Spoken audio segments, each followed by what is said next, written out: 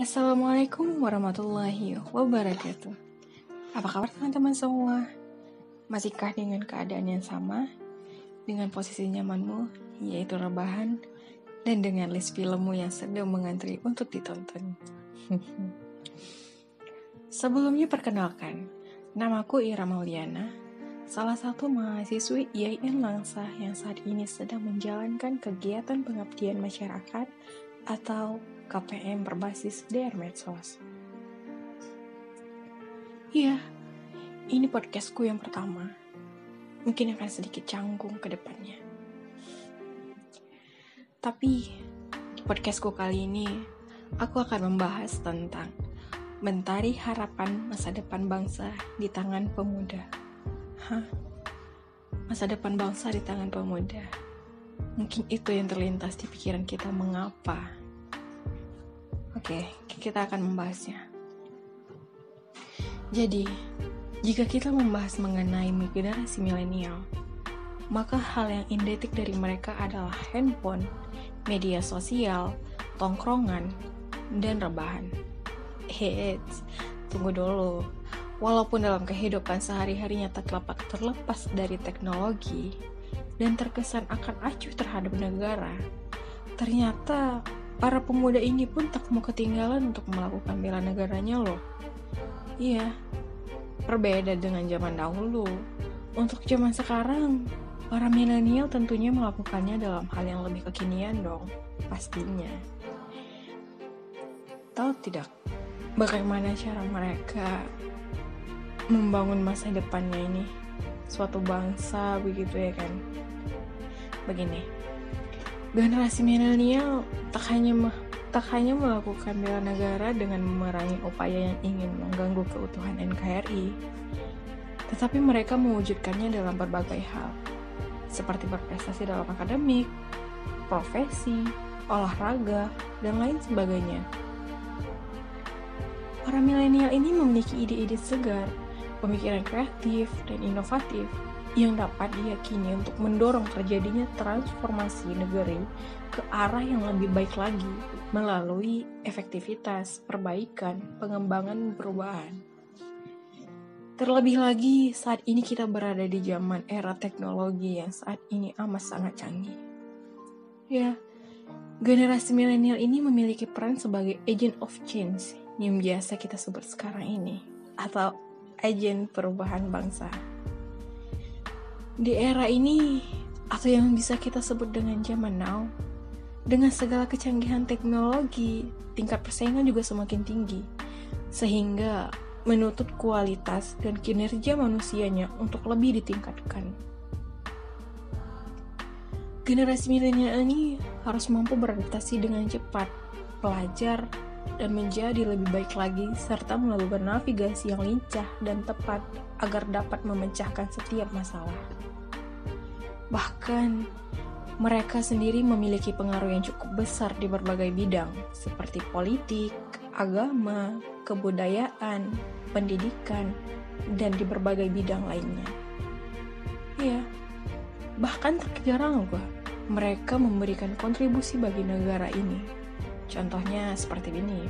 Yang pertama, berawal dari memanfaatkan kemajuan teknologi, milenial ini mampu berusaha membangun startup unicorn. Pada tahu tidak apa itu startup?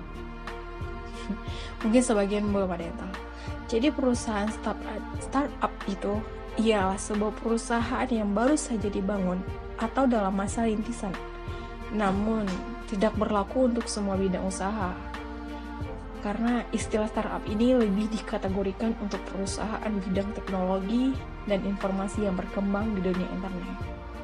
Nah, jadi milenial yang selalu identik dengan generasi yang melek dengan teknologi, setiap perubahan yang terjadi di belahan bumi manapun bisa diketahui dengan cepat tanpa perlu kita berada di lokasi tersebut.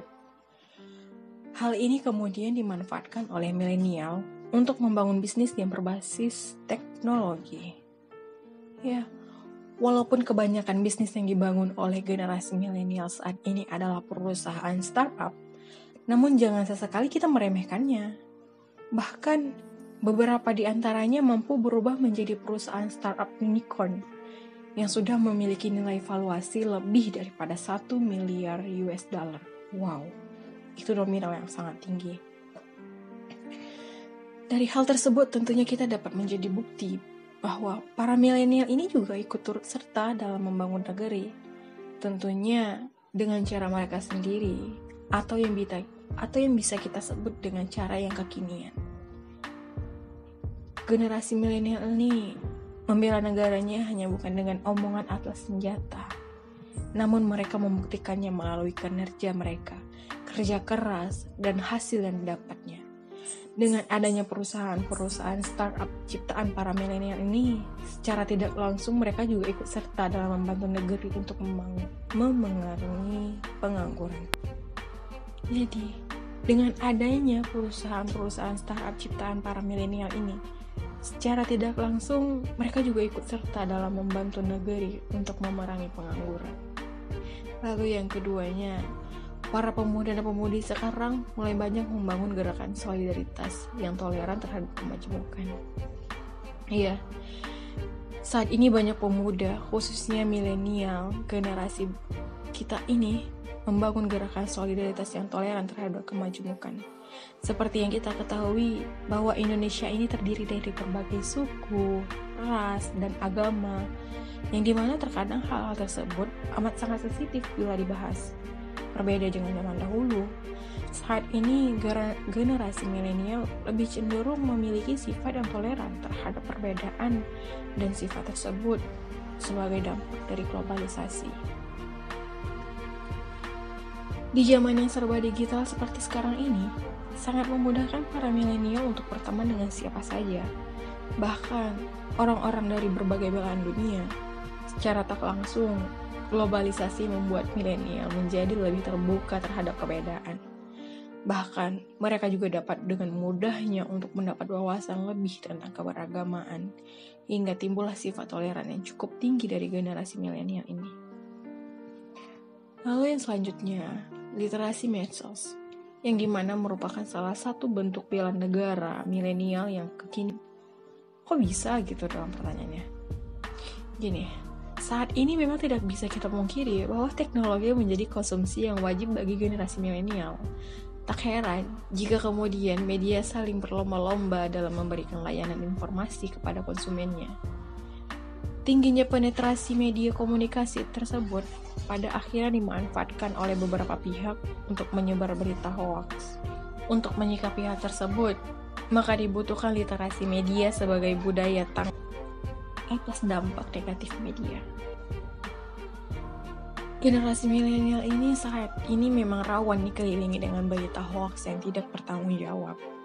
Namun, kita sebagai pemuda sepertinya sudah cerdas terkait hal tersebut, dan mereka memiliki inisiatif untuk mencari fakta bahwa terkait informasi tersebut dari berbagai sumber.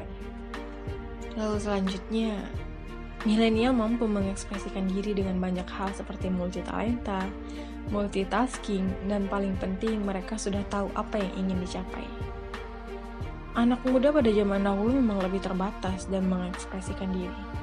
Namun, generasi milenial pada saat ini bisa dibilang sudah tak malu lagi dalam mengekspresikan dirinya melalui karya-karya yang diciptakannya. Mereka tahu betul apa yang memang menjadi minatnya. Saat ini mulai banyak anak muda yang mencoba mengembangkan ide-ide kreatif mereka secara nyata. Selain mencoba mengembangkan ide-ide yang ada di pikirannya, para milenial juga memiliki visi atau tujuan dalam kehidupan mereka. Visi inilah yang menjadi landasan bagi mereka untuk unjuk gigi dalam berkarya. Bahkan, berawal dari ide-ide sederhana, para milenial ini mereka mampu membentuk sebuah startup baru yang dapat memecahkan masalah yang ada di lingkungannya. Ada satu hal yang memang bahwa milenial ini tak perlu lagi didikte untuk menjadi apa karena mereka sudah tahu potensi dan passion diri mereka sendiri. Walaupun sebagian pemuda kita tidak menyadari bahkan mengetahui apa peran mereka. Padahal mereka memiliki peranan yang amat sangat penting karena mereka lah yang menentukan masa depan dari bangsa ini. Jadi kunci kesuksesan negara ini ada di tanganmu, hai pemuda-pemudi Indonesia.